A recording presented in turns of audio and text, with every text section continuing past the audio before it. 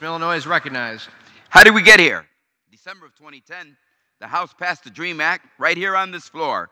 Almost all the Democrats voted for it, and a handful of Republicans too.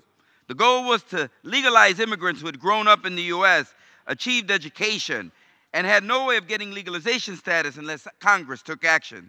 Way back in 2001, I had introduced the first bill to legalize immigrant youth, so it took almost 10 years until it passed in the House in 2010. And later that same week, there was a vote in the Senate. 55 out of 100 senators voted for cloture on the DREAM Act to legalize the status of undocumented immigrant youth. And we know you need 60 votes in the Senate to move something forward, so the DREAM Act was blocked, even though it had a majority of the votes of the senator, because of a filibuster led by Republicans.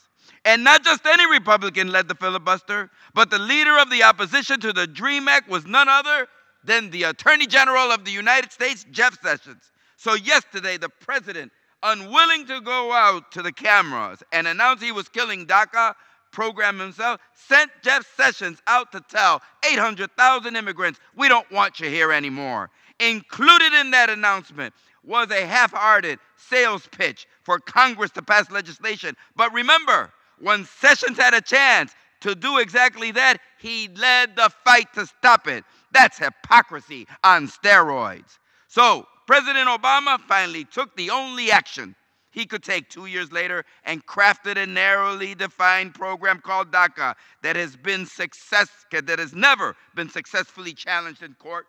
DACA recipients are teachers, nurses. One is even a Chicago policeman who straps on his gun and a badge to protect people every day in my city of Chicago.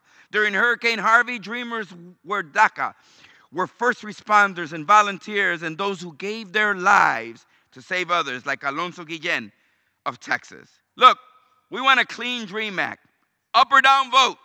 And Democrats, let's be clear, this is a crisis that requires swift action of legislation to fix it.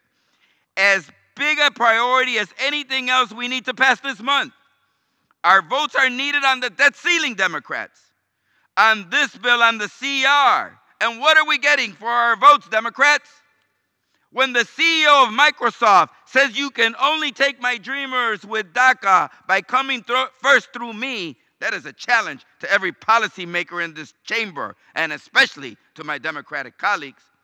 When will we throw down and say, no, you cannot have our votes unless you give us the DREAM Act? When, Democrats? When will we say you cannot have our votes unless we can bring 800,000 young lives along with us? When, Democrats? Let's demand a vote on the DREAM Act.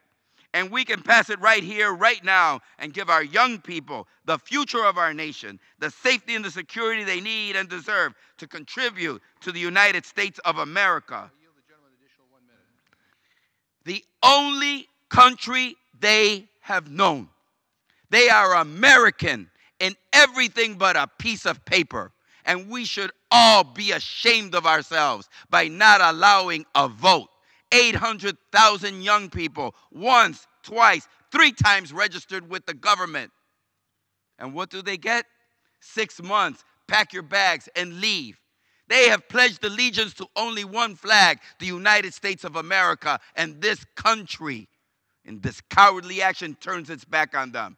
I say no CR. I say no debt ceiling. Let's have a vote first on the DREAM Act.